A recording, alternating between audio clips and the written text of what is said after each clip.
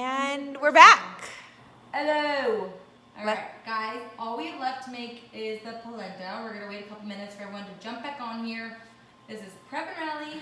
We're doing the Prep Rally, which is a Sunday live video that we do. We prep 8 or so dishes for the week, and then all week long you are making the easiest, assemble, pull out of the fridge, heat up dinners that are ready in minutes. To subscribe and to get access to all the goodies, you could head to prepandrally.com. It's as little as $11.99 a month. We made it very affordable so everyone can join this squad. Alright, so we have in the oven, we have our spaghetti squash cooking, we have our chili that just finished up, we have our roasted mushrooms and broccolini, the chicken adobo which is cooking and looking so good. Oh my god, yum, it smells amazing in here.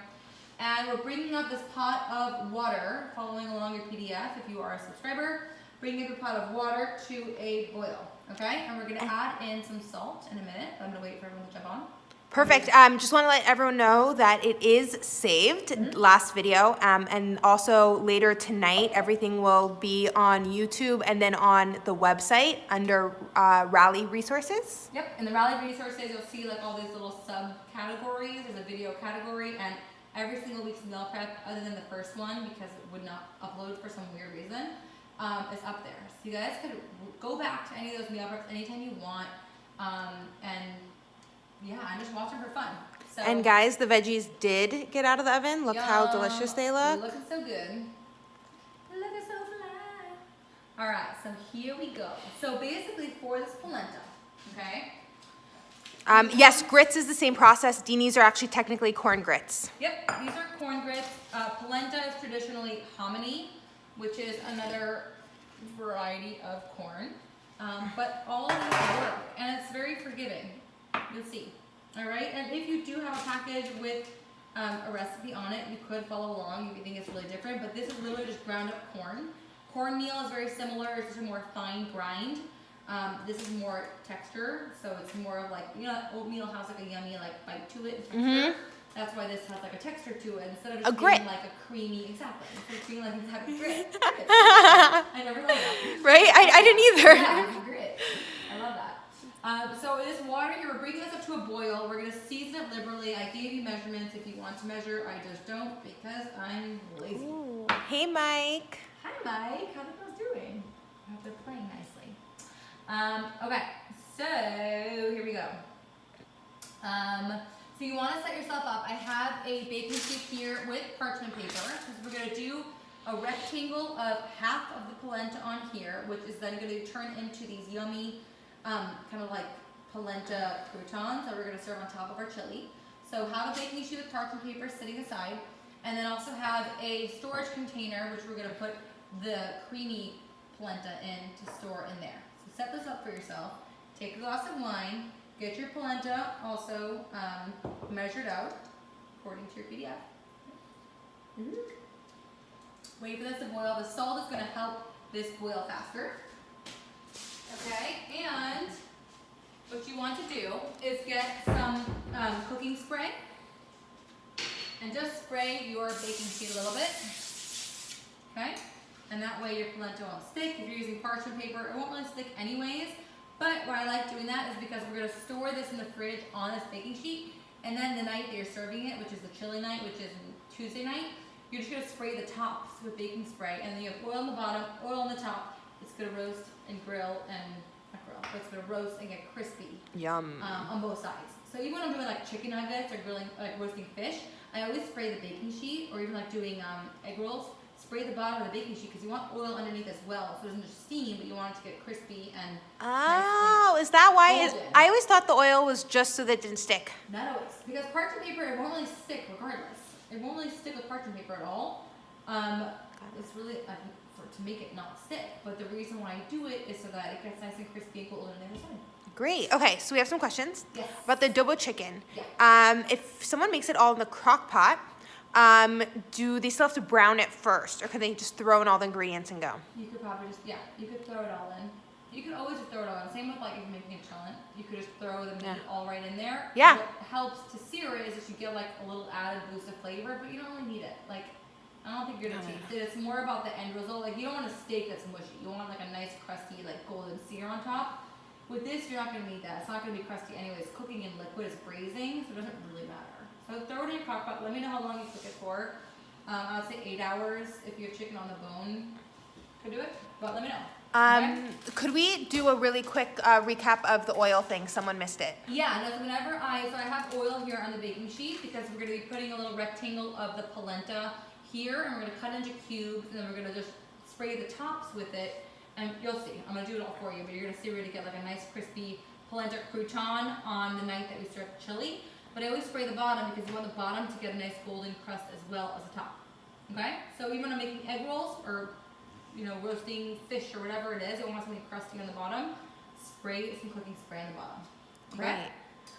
So make sure you set yourself up with a baking sheet, spray it with some cooking oil, and set aside a storage container so you're ready to go. Alright, and then in this pot you have your water, you have your salt in there boiling, and here we go. We are going to add the polenta. You want a spatula because you want to mix this continuously. Alright, so I have my polenta here measured out. Use your PDF for all the instructions. Alright, this is coming up to a boil. Give it 1 more minute. Make sure you get your salt in there if it's not already in there. Alright, and that's just about hot enough for me. What you're going to do is you're going to add your polenta in slowly. And if you're new to polenta, you're going to be a polenta lover, and you're going to want to order 5 boxes of polenta and keep it in your house all winter long.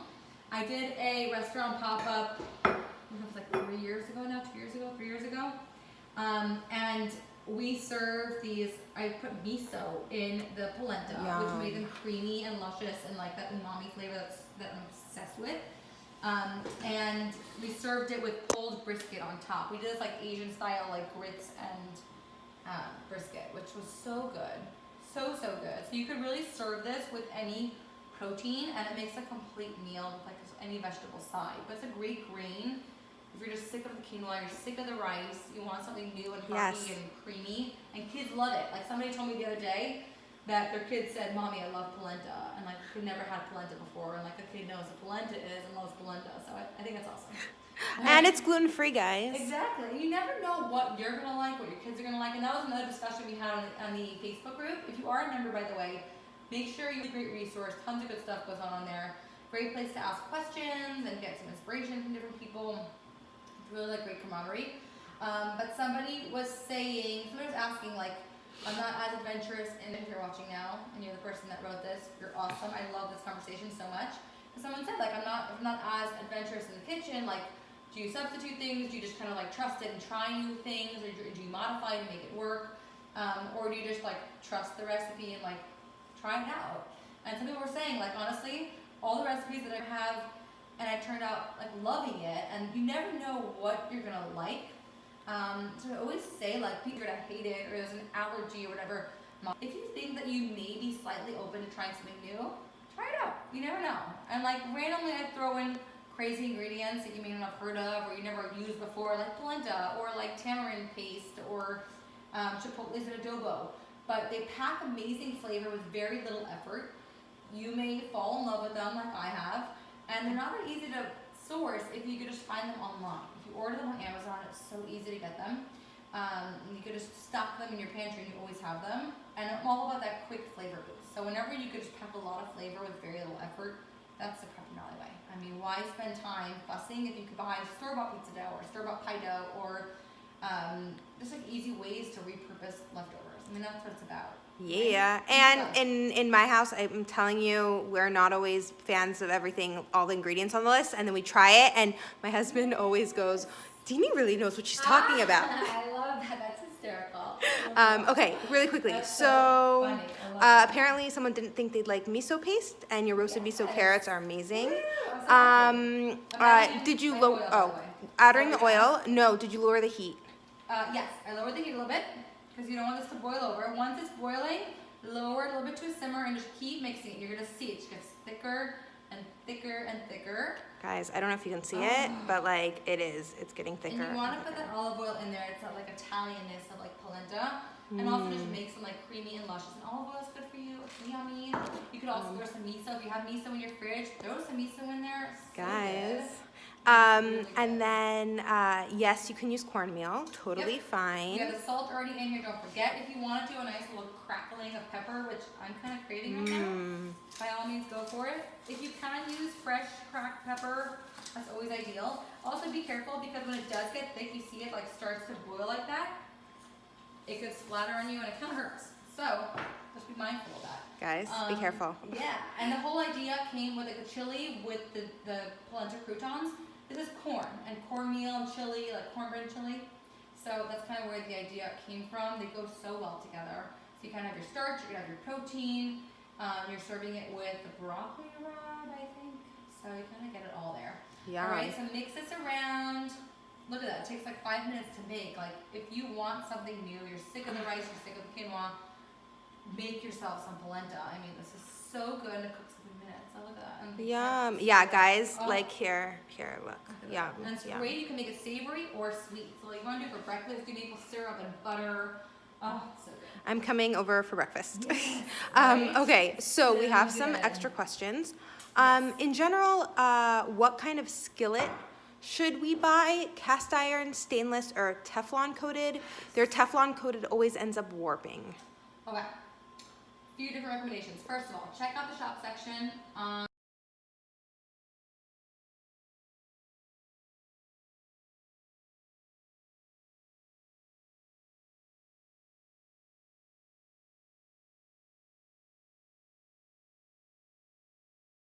A bunch of my favorite products on there.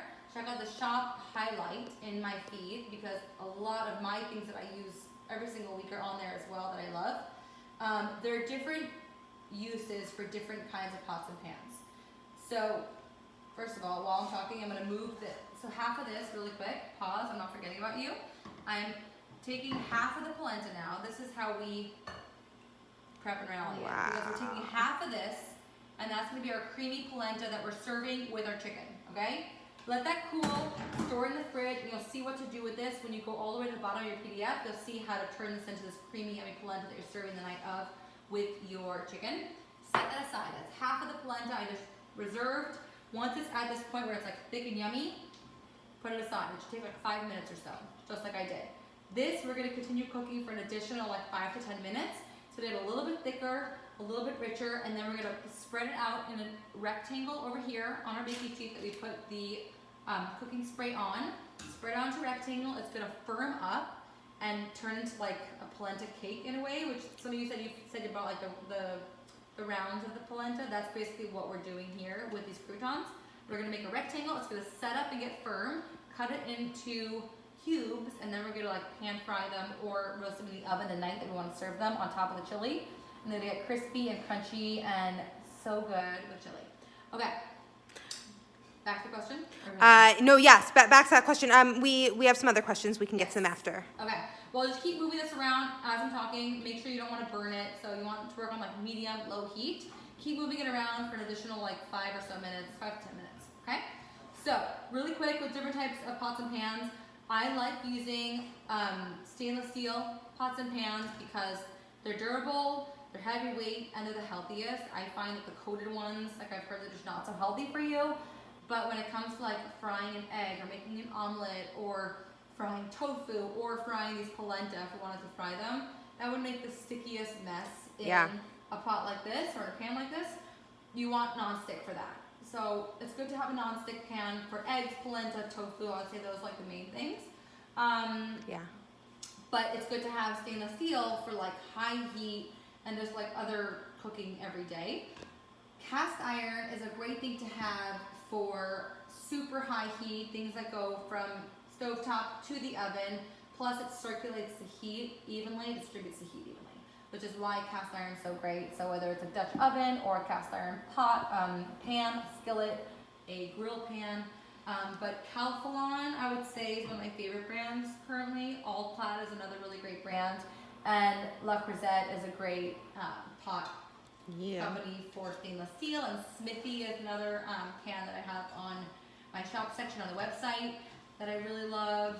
But cast iron takes more skill and attention. Like, you need to know what you're doing with it because it gets rusty if you don't tend to it. It's kind of like you need to know how to handle it because you have to re-season it. This whole thing about seasoning, you guys are doing that, but you need to add oil back to it. Deanie, what are we doing right now with the polenta? Are we just keeping it moving? So we're just keeping this moving. We're cooking this a little bit longer. We've already removed half of it, which is gonna stay the creamy kind.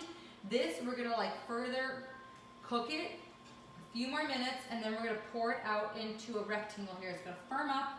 We're gonna let it cool for like 10 minutes or so, and then cut it into squares, and then make yummy croutons out of it. And how much miso paste would you add if you're adding? So like a tablespoon. That should be good. But you can always add a tablespoon and then taste it.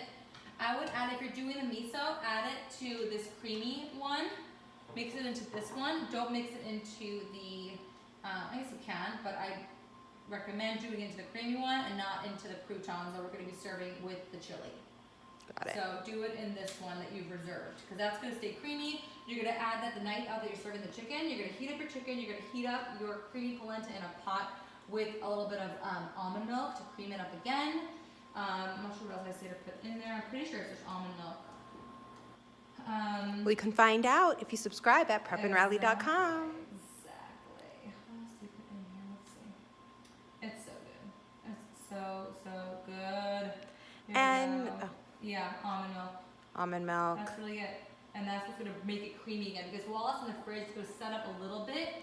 It firms up a little bit, but you're going to break it up in the pan the night you want to serve it. Heat it up with the almond milk, and it's going to make it creamy and this kind of texture again.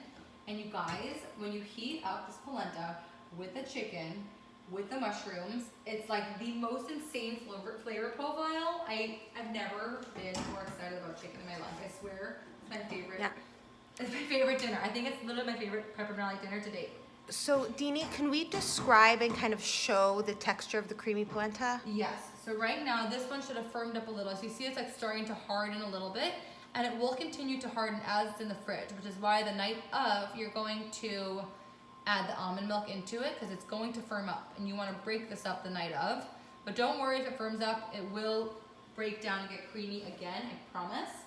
This one though, you want to keep this firm, so that's why we continue to cook it a little bit longer. And what you're doing now is you're going to pour this out onto your baking sheet. And this is the Prep and Rally way. We're making one thing, but we're getting two completely different uses out of it for two completely different dinners. So we don't make one Chinese chicken and then portion it out for 4 nights of the week, because that would be boring. I don't do that. We make staples and then make completely different dinners every night of the week. So we're making the same polenta. This is going to be creamy, yummy, like luscious polenta over the chicken with the mushrooms. This is just going to be a crispy crouton that you're not even going to really recognize as polenta, and you're not going to really be like, oh, I had this last night, because it's totally different. And it's so creative. You have guests over for this and like pretend that you So made this up, different, but yes. don't tell them everyone Exactly. Deanie. Totally something yeah. different and new, and especially if you're stuck in a dinner rut, or like you want your kids to eat different, unique foods. That is why my kids eat so healthy, because they're constantly trying different things. It's when you get stuck in that rut of like the pizza or the whatever, the chicken nuggets. Like Jolie could have been a horrible eater. Andy, not as much. She's a better eater. Jolie would have been a horrible eater if I didn't push her. But she's always seeing and being exposed to new flavors. All right, so guys, what I'm doing here, I'm just kind of softening this out, spreading it out into like a rectangle. See that? And how fun is polenta? It's like, I love it. It's so fun to play with. It reminds me of like slime. We made slime at a birthday party. you could totally have kids help you make the polenta. I mean, like help mix it after it's off the flame. It's so fun. So spread that out into like a little rectangle. Let that cool, and as it cools, it's going to set up the same way this will, but this won't do it as much as this one will, because we cook this longer.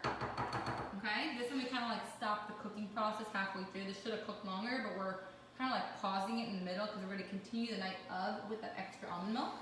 This we cooked fully, and now it's going to set up, harden. We're going to cut it into croutons. Once it's cooled, you could either store it like this once it's cooled, covered in the fridge, or you could cut it tonight into squares and then store it. So just cover this up with tin foil either way once you're done cooking it, once you're done cooling it, and then you're gonna cut it into squares.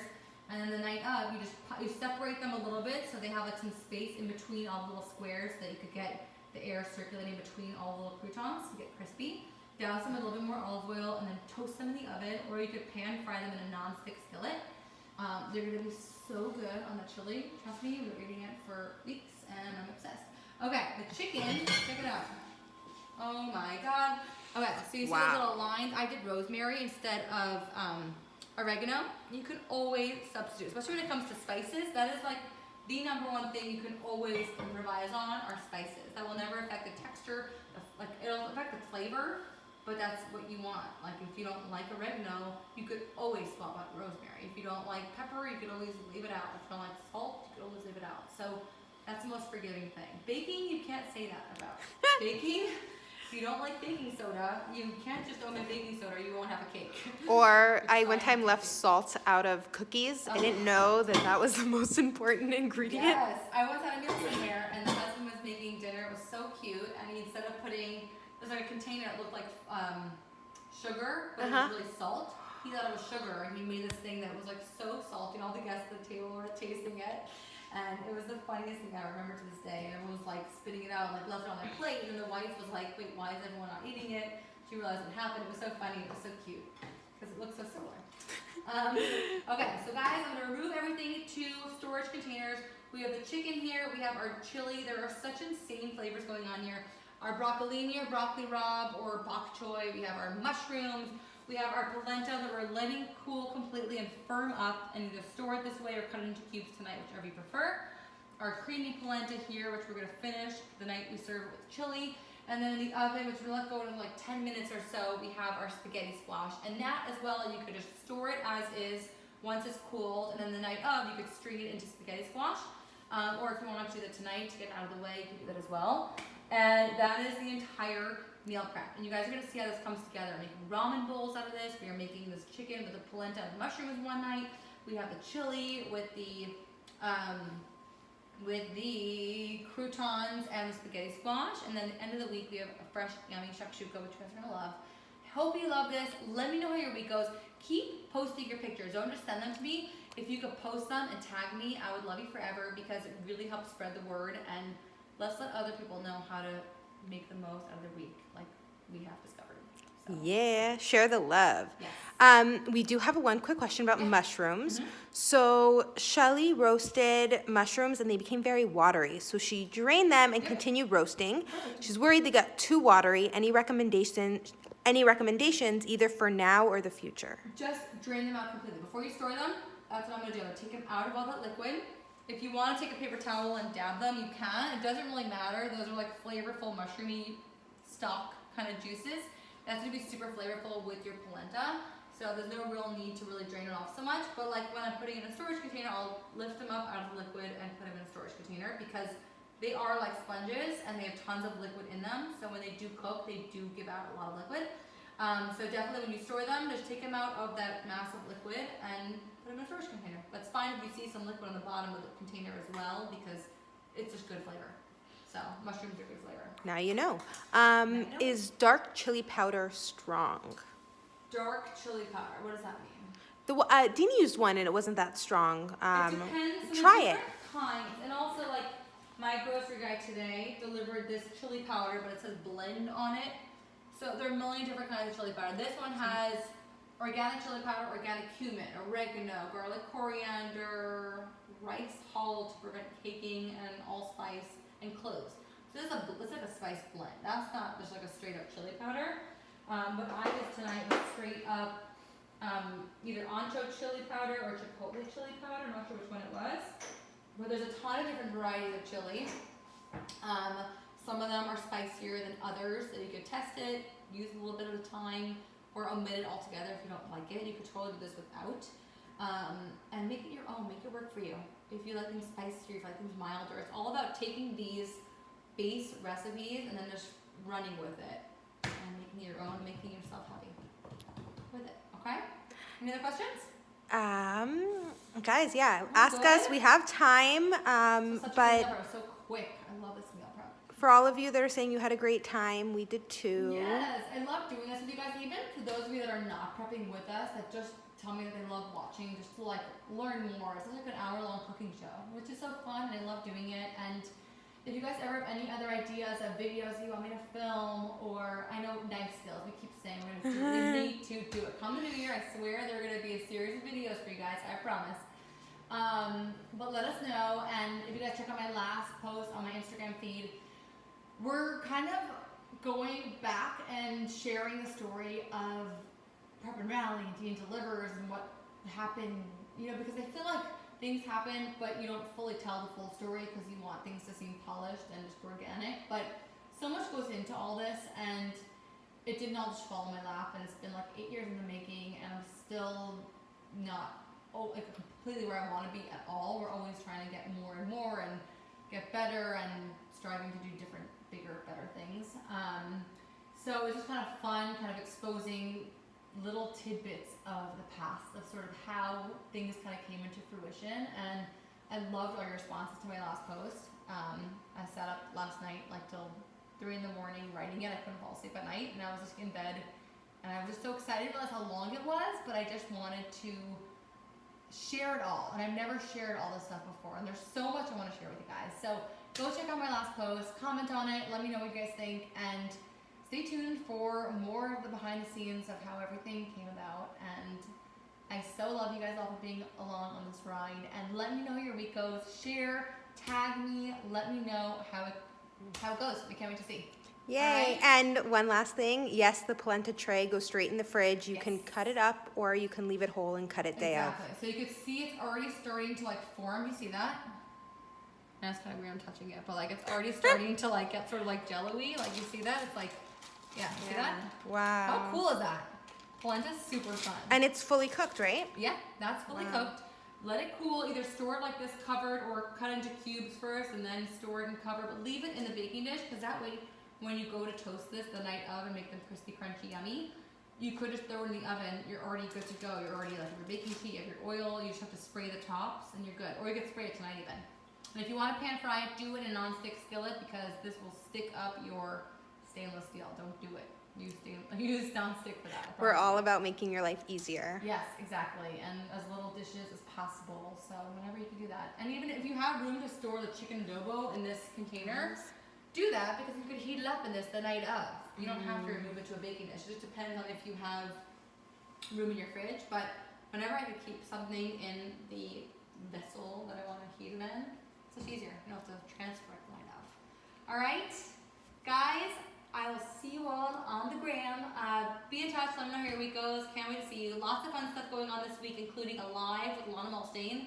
We're going to be talking about kind of healthifying these meal prep plans with some simple swaps, which are things that I do. Like if I don't want to eat the rice, what I swap it out with, how to know what to improvise with, so that you can make it work for so many different types of diets, and for kids, for husbands, for wives, for whoever you want to feed. There's always a way to make it happen.